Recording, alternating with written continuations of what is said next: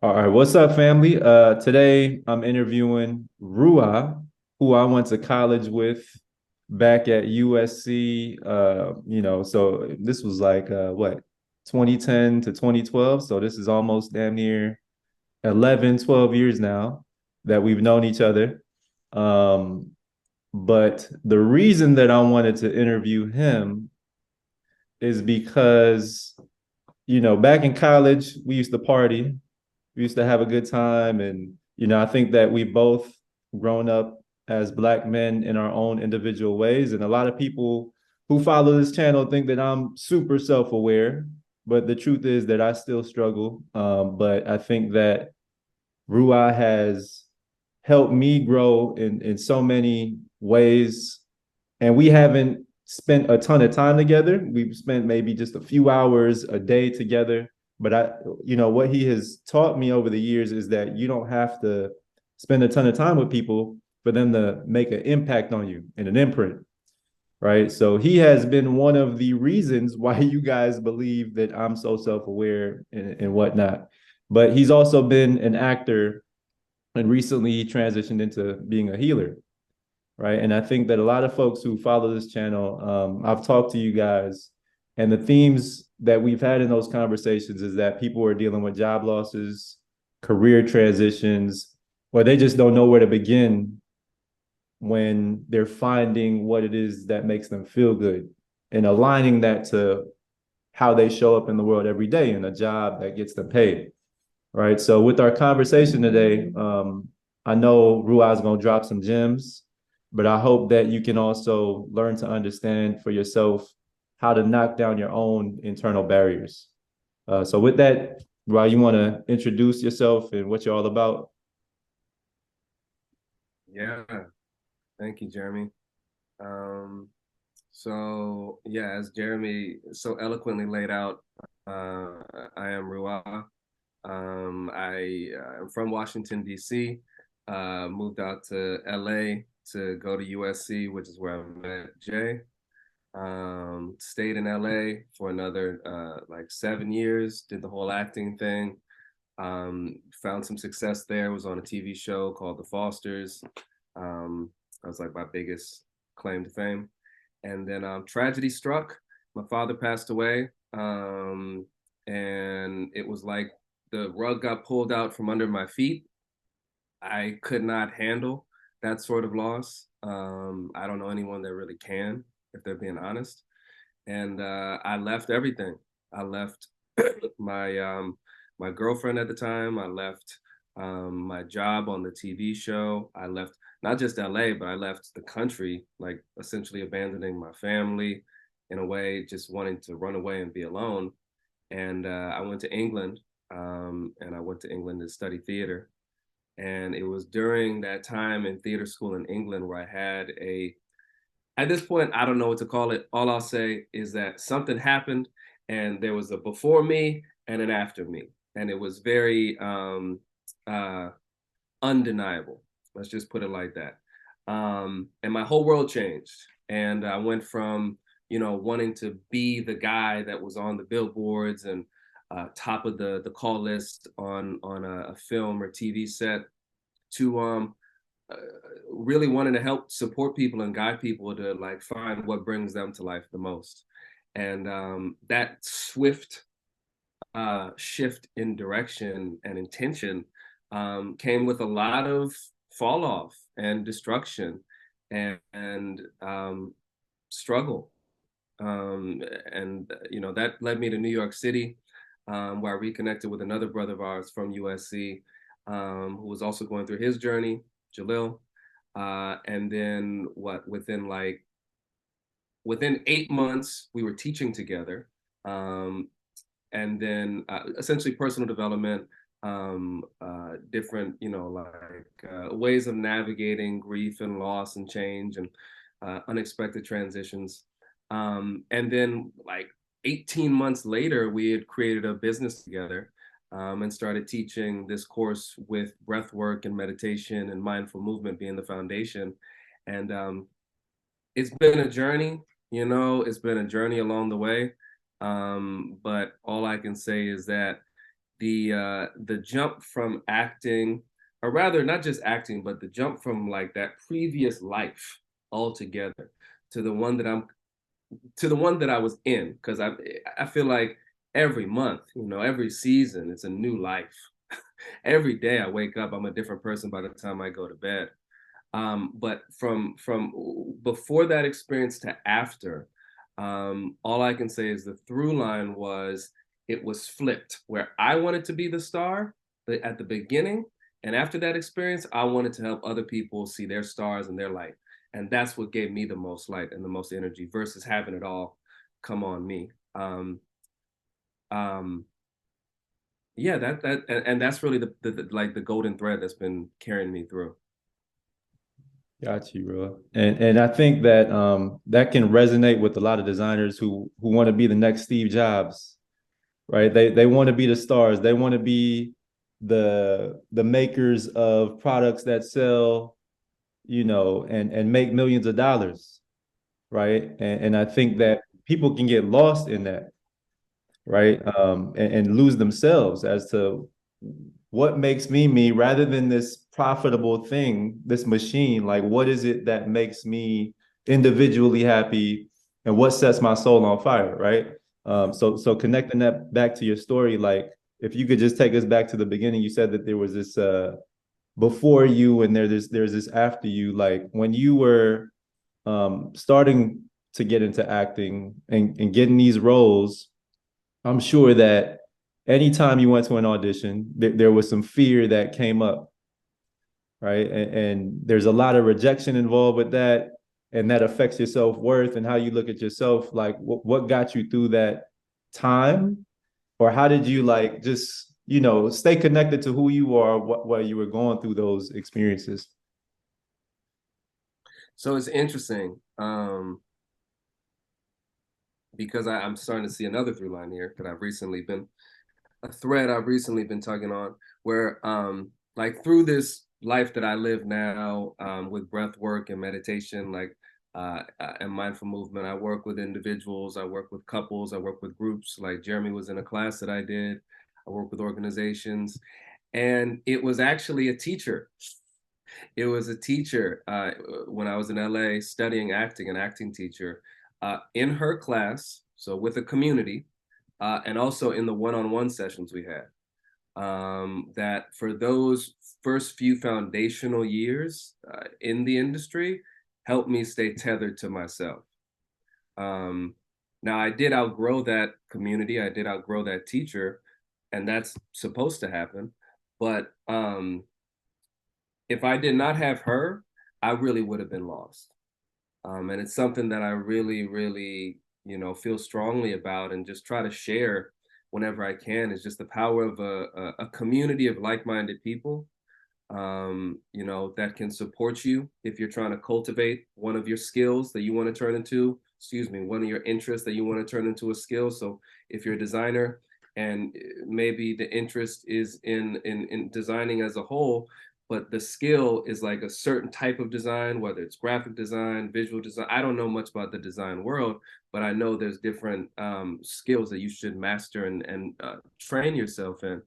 Well, you can self-teach, you can self-study, but it can also be useful to go and work with somebody and like study with someone just like you, Jeremy, as a mentor who can like kind of show you the way so you don't necessarily have to take the same mistakes and go the wrong direction that we did, and that's what elders, guides, coaches, teachers are there for. And then usually that puts you in touch with a community of like-minded people that are trying to do the same thing and can hopefully serve as a supportive foundation for you. Because without that, you really are out here alone. And once you find that tribe or your tribes, whatever they may be, know that they're not necessarily going to be there for the rest of your life or even the rest of the decade that you're in. They're here for a season, and that season's there to give you. There's a reason for that season, and you're supposed to get a lesson from that. And so, if you're open enough to being humble enough to be in community, to be coached, to be led, to turn one of your interests into a skill so that you can be successful in whatever it is that you want to be, you're going to have a lot better chance of not getting lost, when it feels really, really dark, because the darkness is inevitable. You know, we can't escape the darkness, and I wouldn't want to, because there's so much creativity that comes with being lost in the dark, and accepting that, but also accepting, okay, well, all I need to do is keep breathing. I'm gonna find my way through this. It may take a minute, it may take a year, it may take 10 years, it may take a lifetime, but having that hope that, yeah, regardless, I'm gonna keep breathing. I'm gonna keep being the light in the darkness, and at some point, I'm gonna find a way. Um, Within a community, can be, just the biggest game changer. What do you think was one of the reasons that you might have felt lost without that community? Oh man, I mean, just like by definition, acting is kind of meant to, you're kind, you're playing other people. Mhm. You are learning other people's stories, and it's like it's borderline insanity, if not full on insanity. Um, so if you don't really have a good foundation of yourself, and who does when you're in your early 20s? Who does when you're really in your 20s? If you don't have a good foundation of yourself, you're very likely to get swayed by the emotions of the characters, by the stories of the characters, by the personalities of the characters.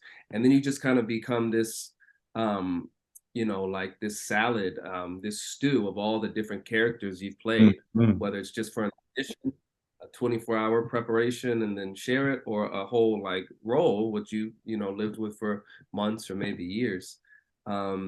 And so I feel like I would have been lost because I didn't have a strong foundation. Mm. And that class, that teacher, helped me to a certain extent, but she was limited in her capacity. And at a certain point, it was like when my father passed away, um, all the things that I was kind of holding on to as my identity, Mhm. the characters, roles, the relationship, the goals, they didn't matter anymore. And what I realized was I was still kind of going through the process of chasing those things, but at a certain point, I realized I knew, like, they represented more of me than Mhm. I knew how to represent myself without them.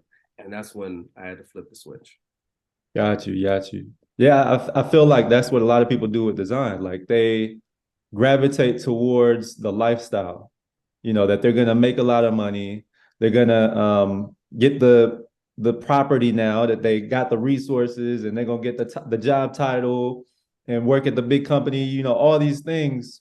But I think that with all these cutbacks and layoffs that a lot of companies are experiencing, it's a cut to people's ego as well. And it's to me, it's not a bad thing. Like you said, like there is some darkness, but there's also this new light that you can find within yourself or within the world, right?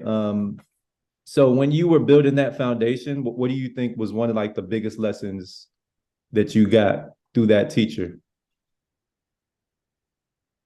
Well, I would say the initial foundation that she laid was relaxation. Like, Mm-hmm. simply put, one word, relaxation, and tell the truth. Um, but what I feel like the foundation was, when the whole, like, the axis is flipped, Mm-hmm. was that I got another coach. Mm. I got. Do you remember Apollo? Yeah, yeah, a Mecca, right? Yeah, yeah, Yeah, yeah, that's a man. yeah. Yeah. Right. So Mhm. this guy, he's checked every box you could imagine Yeah. when it comes to accomplishments and accolades in Western society, and he was doing coaching. And right after I had my life changing experience, I saw on Facebook that he was looking to work with people, and Mhm. I was like, I need guidance, Yeah, yeah, I need help. yeah. I immediately reached out to him. I hired him. He wasn't even that much. It was just like $500. And he worked with me, and he helped guide me. So Mm. I guess the reality is that I needed a mentor. I've needed mentors. I continue to need mentors. Um, and he's the one that kind of took my energy, which was very dispersed at the time, because I just wanted to come back and like share what I had experienced with this awakening. And well, the first thing I was like, well, I want to write a book. And he was like, well, do you want to sit down every day and like at a desk hours? I said, no. And then I was like, well, I want to make a TV series or a movie. And he's like, all right, well, do you want to like, you can do that, but that's going to take time. And I was like, yeah, you're right. He was like, what's something you can do now? And I was like, I could like share. He's like, could you teach a course? And I was like, yeah, yeah, I could. You know, I don't know how. And then he gave me the resources to go learn how. Spent another, $3,000 on a course creation course. Mhm. Incredibly worth it. Danielle Leslie, big shout out to her. But it was a course on how to create courses, and that that was the new foundation. But just like in the real world, it was a mentor, it was a guide, it was a teacher who appeared right when I needed them Mhm. and helped me connect the dots. Whereas I don't know what I would have been doing. I would have been trying to write the book and turn the book into a screenplay, and like it would have been bad. Yeah. Okay. So two things I'm learning so far. So you found your community, you found your tribe, people you could vibe with in that struggle. And Yeah. then you got your mentor, which I think makes sense, for a lot of people when they're lost. And then when you get your mentor, at some point, you got to go out and do your own thing. You got to find your own way. And that's another scary jump because now you have to, walk the path that you said that you was going to walk. Right. So after you work with Apollo, I know he's charging like 40 grand now a year to work with people, which is wild, right? He's good again. He's still Is he? coaching. I reached out to him recently, right? But which is crazy. But he is like every time I have a conversation with him, it's been like another thing that I can apply to life, Yeah. right? Just with that 1 hour conversation or 30 minutes, right? But anyways, but when you were getting on that path and you had to walk it on your own, what was the fear that you had to overcome next? Um, I think it was just doing it alone. Mm, That was the big because before the first course was launched, mm, I was creating the modules and the course content with Jalil, who did eventually become my business partner like a year and a half later. But at the time, so we were already on that trajectory, and we were both talking about teaching this first cohort, which was winter 2019. And he'd have no issue with me saying this because like we've talked about it, but like a week or so before the course was supposed to begin, he was nowhere to be found. mm. And I was like, hell's going on? Like I need my brother. Yeah, yeah. One sec. Got you.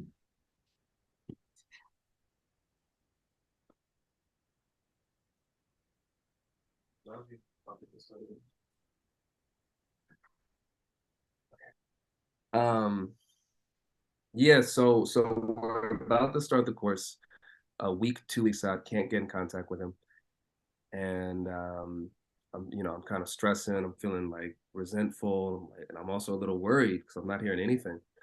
And then we started on a Monday, Sunday evening. We haven't talked at this point. He enrolled as a student in the class, and I was like, okay, so I guess I'm gonna be doing this on my own. And it was like a full experience because like the humility on his part to say maybe I'm not ready to teach, Mm, let me like, and then like for me to take a step back and realize, all right, I was maybe relying on him a little mhm, bit, uh and like having these mentors to help me. Oh, maybe this is becoming a little bit of a crutch. Well, you got to teach in 16 hours. What are you going to do? And you just do it. And I think the biggest thing that helped me was having a supportive community. Mm. I think the biggest thing, just being really humble and open, and acknowledging that this is my first time doing everything, kind of like a trial run. People paid just for the act of paying, but they were going to be refunded at the end. um it was just like, yeah, let's see what we can do, let's see what this is, and any and all feedback, I'm open and I'm welcoming. And so I think it was just like, okay, I didn't really have a choice at that point. I had to step off the ledge and do this on my own, and again, that community was there to catch me. And at any point, did you feel like what you were doing was a little crazy? Going from acting, and you could have been on this pursuit to get an Oscar or, anything like that. And now you're healing people and, trying to save the world. But did it ever feel, like a crazy thing? And the reason I say that is because when people jump into design, they come from different backgrounds like nursing or teaching and education. And it could feel like a jump for them to get into tech where they don't see many people like themselves, or, you know, um, they don't have that experience yet. So what made you feel like you were now all of a sudden prepared to teach people how to do this, right? Man, so one, it was because it was two very clear things. One, it was because the acting program that I had done in England, Mm-hmm. I mean, it was a master's program, but more than anything, it like gave me the tools, like for where I was in my life with the grief and everything. Mm-hmm. It gave me the tools in that darkness when I was lost, that made me realize, oh, if I can construct a character and a reality that they live in, I can do that for myself. And if I can do that for myself, Mm-hmm. do that, I can give these tools to other people, and then they can do it for themselves. Right? Mm-hmm. I can't do it for them. Yeah. The tools. But that was the big thing, because it was like, if I can convince people that I'm this other person, I can convince myself to be who I want to be. I can teach people using these same tools to do the same thing, right? And then it's on them. Mm-hmm. But I have the tools. That was part one. Part two was um, the experience. This experience that I had, it was, I don't know factually like exactly what it was definitively, but some people may call it, and I think the closest thing that I've read to what I experienced is called a Kundalini awakening, where it was in the middle of the day. I was laying on my bed. It was a beautiful sunny day. I had just watched a couple of movies, just chilling Sunday afternoon, and all of a sudden, just like I'm in this room and the lights are on and you're in that room, I was surrounded by the stars and the night sky, right? So like I wasn't in space or anything like that. It wasn't an out of body experience. I was right here, but I was surrounded by the stars and the dark matter. Then out of nowhere, my body starts vibrating, just like buzzing, rushing with energy, like a waterfall of energy. And I have no idea how long this lasted. It could have lasted 10 minutes, could have lasted 2 minutes, could have lasted an hour. But at a certain point, it ended. I kind of like shook my head, rubbed my eyes, was like, I was crazy. Um, and then went on my way. But my life was never the same after that, because it was like I had experienced an altered state of mind, without substances. So that was the big thing for me. I was sober and I experienced almost like seeing behind the veil, in the Wizard of Oz. Like you pull back the curtain, you see what's really going on, or you see a picture of something you had no concept of before. So having that experience, and the foundation of the acting training and those tools, I was like, yo, the only way I'm going to get like some kind of comprehension around what just happened so that I don't completely lose my mind is using these skills that I just cultivated at theater school. That's what allowed me to that's what allows me to continue thinking that what I'm doing is the right direction I'm supposed to be going in, and the way that I do it, because it's very much rooted in what I've been taught. So I have a through line, but also just like the kind of the mind altering, awe inspiring, mystical experiences it kind of like gives me, like, if you imagine you're going fishing and you throw your line out there and you hook onto something in the water, but you don't know what it is yet, but Mm-hmm. it's got you, right? And it may take the boat with you depending on how big it is, but it never fully rises above the water. That's what I feel like. But instead of it being the ocean, it's like I shot my hook into the night sky, and like maybe it landed on a planet or some comet, and I'm just like, oh. And the only thing that keeps me from falling apart is these tools. And this is the last thing I'll say about this. The beauty of these tools is that they're all about story. Mm-hmm. You know, and that's how we as humans make sense of the world and make sense of each other and make sense of things that don't make sense. And so it was like I was given the perfect tool to make sense of this experience that I had no concept of at the time. Mm-hmm. Well, that's a deep experience, bro. And I would want to get into that, but that's another conversation. But I'll just say, like, I think that a lot of people are aiming for enlightenment in these days, through meditation, through things that connect with them personally. Like people could do meditation, they could do some kind of physical activity, but when you reach a point of you feel like you're in this altered state. Now you're approaching this new life, this new world, this new way of seeing things. Do you feel like it's possible to, I guess, I don't know the best way to say it, but like you're in this enlightened state from where you were. Can you maintain that forever? Or do you still have your motions where you feel a little lost and you're not really sure what to do next? Yeah, like the enlightened state only, the experience itself only it lasted probably under an hour, Mm-hmm. and then after that, I have definitely had moments and extended periods of time where I do feel enlightened, whatever that may mean, or Mm-hmm. open, Yeah. receptive, and it's just like green lights, baby, green lights. Here we go. You know, what is it? I don't roll dice. What is it they say? Sevens or something when it's craps. It's like, give me a seven. 11. Seven, yeah, yeah, yeah. Something like, yeah, yeah. That's what it feels like. Um, but man, even through those periods, it's because man, my whole paradigm shifted. And so my whole concept and framework of reality shifted and was essentially like destroyed.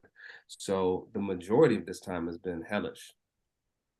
And that's the thing, if there's people listening to this that and watching this that say they want to be enlightened, um, just know it comes with a heavy toll. Mm, mm, Heavy toll.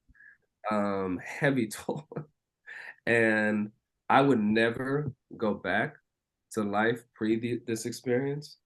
But yeah, for the people that want this, be careful what you wish for, because we live in unprecedented times, and you're likely going to experience that desire.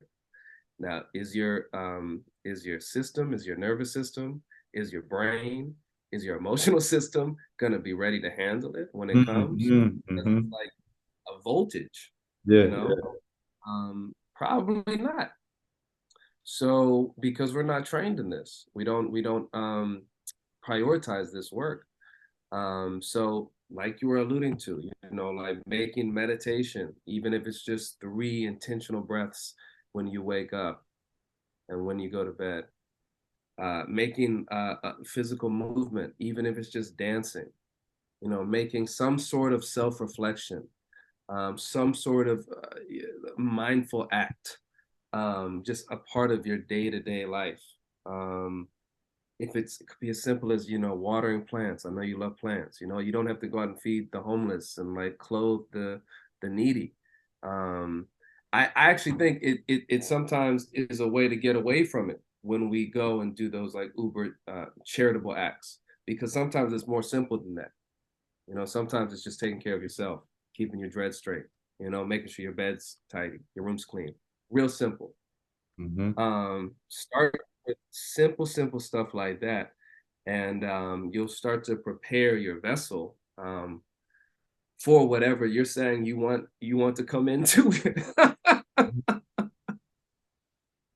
So do you feel like there's a limit to, or like, because I felt that myself, like where you trying to take on something and it's too much. Like you're saying to yourself internally, like, I want to overcome this thing. And then when you take the first step, it's like, oh, damn, it's like you hit a wall, right? And you didn't know that you weren't prepared. But now that shit has really hit the fan, that now you're taking in all these emotions that like it's like all these things come up that you didn't think were there, but it's now you're seeing that it's there. And it's like you got to face this reality. So like, do you feel like people need to try to put a limit on that or a cap when those emotions come up? I think it's hard to put Mm, a cap on it. mm, mm-hmm. What I will say is, and this is hard for people that have come up in our society, Yeah. is that the or the cap, and it's also hard when you need money month to month to survive, is to take a break. Mm, mm-hmm. Limit how much energy you're expending working or doing the things you think you need to do Yeah, to be yeah. successful. Yep. Um, that and Jalil and I have talked about this so many times because we both were so fortunate when because he also had his own experience. When we had these experiences, uh, because of our, and it sounds like, if there's a lot of people here that are getting laid off, from big corporate tech jobs, maybe you have a little saved up. I had money from my time working on TV because of residuals. Yeah. He had money from his time working at a big tech company. And we were able to stretch that for about 18 months, Mm-hmm. individually. Yep. Um, because of different situations. Like COVID happened, I moved home, I didn't have rent anymore. He, had the money that he had from working. But that was the big thing, was that cushion, that like insulation that the money brought, whether it was our own or like someone else's, like providing you a safe space, to have that time to be with your emotions and Mm-hmm. those thoughts, and to be with the feeling of thinking you're going insane, um, which is easier said than done because of the realities of needing to work and also just the way our brains are wired. I gotta work, I'm not doing anything, I'm not worthy if I'm not working. But that man, um and again, having people around me during that time that were supportive was so essential, because like I moved home during COVID. My mom very easily could have been like, you need to do this, you need to do that, and she still does. Mm-hmm. But it's like it could have been much more forceful. Like, you're not staying here unless, and it's like, thank God she didn't, because she allowed me the time to mold this formless shape that I had taken ever since that experience. So that's what I would say, man. Limit the work, limit the amount of output you feel Mm-hmm. you need, because that input, that's where all the juice is, but it's sometimes a tough squeeze if you've never done it before. Got you. Got you. Yeah. I mean, that's something that I think resonates with a lot of people because in design, like you said, there's graphic design, there's visual design, there's product design. Like there's so many things to learn about. There's constantly information to take in and new technologies coming out, and you feel like you're never enough or never worthy to take on these roles because there is so much out there and you don't know where to begin, right? So I think that limiting yourself is something that everybody needs to do, including myself. Um, and now that you are teaching people and you're walking the journey, is it all, everything that you thought it would be? Because I think, and the reason I'm asking this is because when people transition into design, I think that they imagine that it's going to be, oh, I'm good now. I'm set.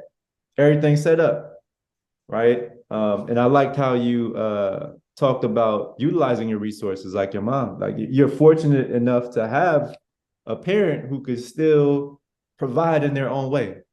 right? And a lot of people think that that's like a shameful thing, but you're like, no, I'm gonna embrace it because this is helping me, and it's still helping you, right? Because you got your business. So yeah, how does it feel being on the other side now?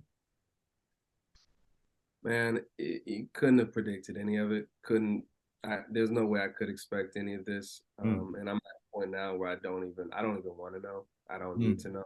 I mm, just because I'm in such a nice flow where I'm going, and I'm surprised. Like the other day, for example, having a conversation with. Do you remember Kiara Kelly from USC? uh, Um, well, she came to an event that I did in New York, and you remember Ray Knight? yeah, Remember yeah, Knight? yeah. Yep.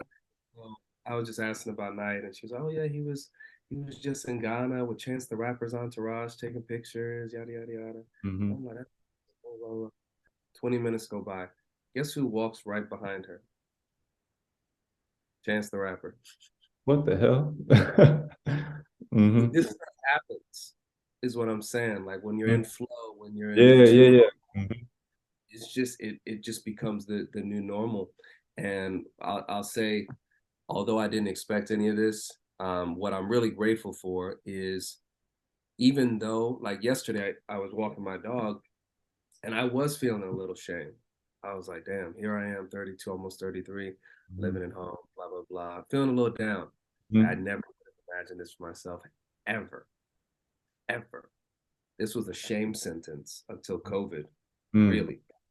Um, and then I run into a woman who I was in like a similar social group in high school, and she was like, "What?" She, Tommy. She said my old name. I was like, "Yeah, yeah, yeah." She said, "Oh my God, how are you?" Blah blah blah. And she was like, "Yeah, after I'm back home after all the things and yada yada yada." And she said, "Are you still you're here?" And I'm like, "Yeah, yeah." It's okay. All right, well, it's nice to see you. Blah blah. So then we go on our way, and then I was like, "Man, that was really again another reflection of how I was feeling internally Hmm. manifested." Hmm. Hmm. Someone going through the same kind of shame spiral. And so then I kept walking my dog and I was going up this hill. And I was just like, I was walking past this elementary school playground that I used to run hills at. And I was like, yo, but what's so cool is that in spite of that shame, uh, as short lived as it was, and even though like I know I'm at a place where like my life is not anything I ever could have expected, and like miracles and coincidences are just like the day to day. I'm not jaded by it. I'm grateful. I appreciate it. I look forward to it. And so it's like the whole thing, the shame, the embarrassment, the whatever, like the impatience and also the wonder and awe. Um, I'm able to hold it all. Um, Hmm. I can do that because I don't want and I don't need. I'm just out here as best I can, just trying to breathe. Now it's a lot easier said than done, but um, my mind's just been blown open so much. That's about all I can do. You need help? Are you leaving? Love you. That's my mom. Got Does you. that answer the question? Yeah, for sure, Tom. I mean, Ruah, yeah, that answers it, man. And I think that gets at like what people are going through now. Yeah, Being laid off, dealing with that change and that transition. Is like, how do you see the fortunes of life still yeah, when you're not feeling worthy because you're attached to this job or you're attached to this position or this role, right? If you don't have that, now who are you? Right. But like you said, I feel like it's important to embrace the now and what's here. Right. Everything is a reflection of what you feel inside, but it doesn't mean that that's a bad thing. Right. If you look at these little coincidences as it's just a moment in life and you just gonna keep going, keep showing up. Right. That's the important thing. Um, so with that, do you feel like there's anything else to say at this moment in time that you feel like is important for people to know, with what the world is going through? Because I know you always got some wisdom, man. thank you. Well, yeah, it came up when you were speaking because I forgot to say it. How before I got to the man, it's been a struggle to get to this place of like surrender and Yeah. accept because like my energy and my innate nature is so like forward moving, forward charging. Like Aries is my sun sign, right? So that's all about pioneering, moving forward. Gemini is my moon and my rising sign. So there's a lot of mental activity and stimulation and wanting to share ideas. And learning how to just be with what is can be very challenging. Mhm. And it's taken me a few years to like get to this place and a few like mental and physical scares as well. So what I'll just say is like, you know, the energies that be will humble you. um, Creator will sit your ass down to get your attention as best it can, you know, so that you can be able to receive the information. I don't have to go out and get it all the time. If I just took a moment to sit, it all floods in. And just being able to sit, man, that's been such a practice in itself, and just receive and not feel the need to immediately act or immediately do, but just be and just receive and be okay with receiving. Yeah, yeah. Because so many of us, especially as men, we're programmed to be providers. We're programmed to go hunt. You know, that's the way they say, oh, it's just in the man. Yeah, part of it, but that's not the only thing that we are. We're not just hunters. We're not just providers. We're protectors. We're lovers. We're nurturers. You know, we sit around the fire. We take care of those we love.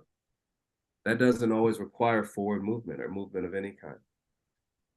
So that's what I would say is like I just wanted to clear that up because it that's not my natural way of being, just appreciating the now. Hmm. And you know, just for these times that we're in, that's also what I would say is like, you know, really become mindful of the ways in which you feel your mind, your heart, and your body being tugged in multiple directions. Be mindful of your addictions, no matter how well intentioned. You could be, you know, listening to 8 different podcasts because you want to learn and get better, but you're listening to 8 different podcasts, bro. Right? Yeah, Like, information overload. Yeah. just chill a little bit. And you listen to all of them at 2x or 1.5 so you can get all the information.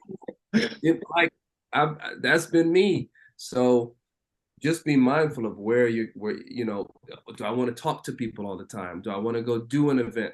Do I want to go travel? Blah blah blah.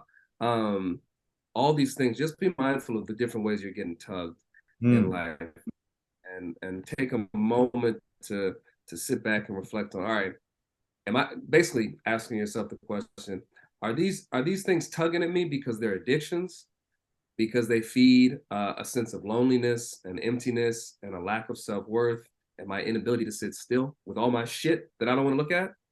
Or are these tugs at things that inspire me, that help me to grow, that are regenerative, that are nurturing? Or is it both, you know? And then making that discernment from there. Or is it neither, you know? So just kind of like stepping out of the binary and just being more mindful and reflective of, why am I having these impulses? Why am I having these desires? You know, and really, you know, just taking that time to self-reflect and understand, all right, time is the most precious thing we have. Do I want to invest it here? All right, let's make it a good investment. That's it. That's it, man. And I think that that is something that I'm going through in my life too.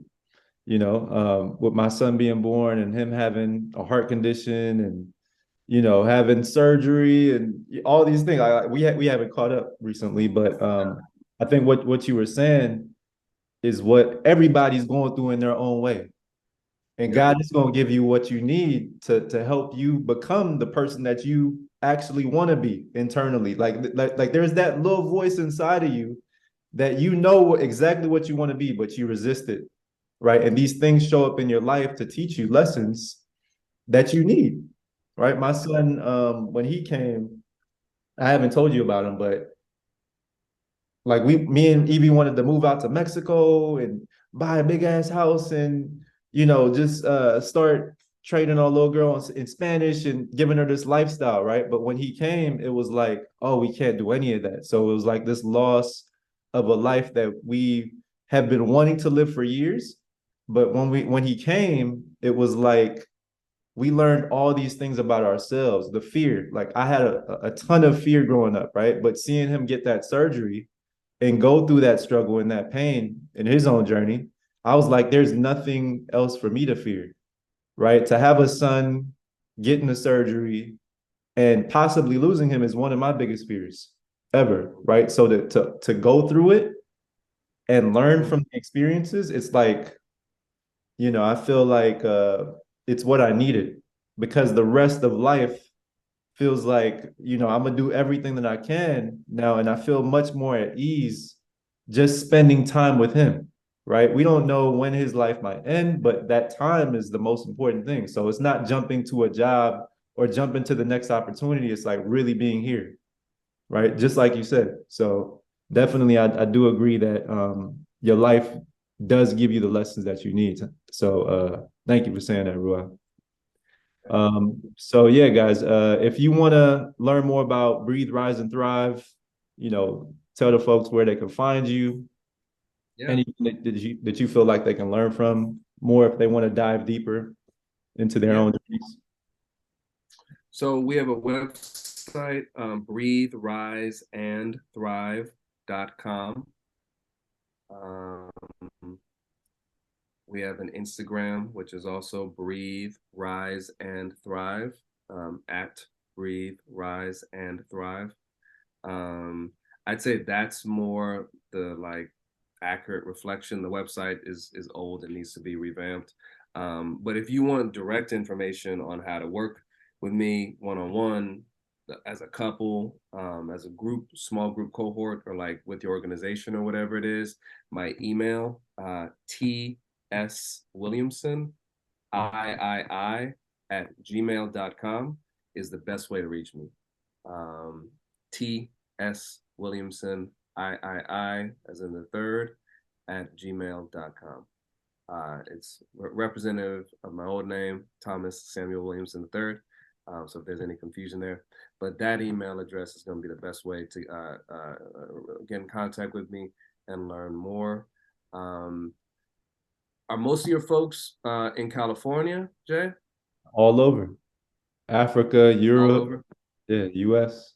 Oh, okay. Well, I'm based in DC and I go up to New York about once a month to do a couple of events there. Breath work, meditation, cord cutting, starting to do this thing called mindful embodied storytelling, which is something I'm really excited about, combining all the different, modalities I've learned from growing up as an athlete to becoming an actor and now getting into this more healing therapeutic space. I'm really excited about that. So if you're in DC or New York, reach out to me. I can give you information about what's going on. Currently, I'm not doing anything online, but my business partner is. So again, if you just reach out through the Instagram, that would be the best way to learn how to do the weekly classes we have. I do like individual stuff online, but we do have weekly classes that it's just not that easy to sign up for them right now. That's part of the website being old. So if you want to learn more about how to get involved with those, just again, Instagram or email. Instagram at Breathe, Rise, and Thrive. Email tswilliamsonii at gmail.com. All right, with that, we're gonna close out. Last question I'm gonna ask, Rua. Yeah. What is your favorite pastime in these times that you're going through? My favorite pastime is without a doubt, being in nature in some way with my dog. Mm. without a doubt. Where she's off leash. Like there's no, because before it was just being in nature, kind of by myself, Yeah. right? Because that's when I was really like lost, and I was like, oh man, this sucks. But I just started noticing when I would bring her and I would take her into the park or even the backyard sometimes, but just especially the park, letting her off leash. It's just so much joy, you know. And I know you see it, you have kids, so you see it with them. And like they have this innocence and this exuberance that like unless you're just like really an old piece of fossilized poop, you know, like you're gonna you're gonna soften. You're gonna soften a little bit. And so that for me, every time, let her off leash, pow, goes bounding, jumping, just like she's smiling. Um, that's the best thing in the world for me. Got you. Well, anyways, bro, love you, man. Love you too. Thanks for sharing. Thanks for sharing the gems. Absolutely. Thank you. And take care, everyone.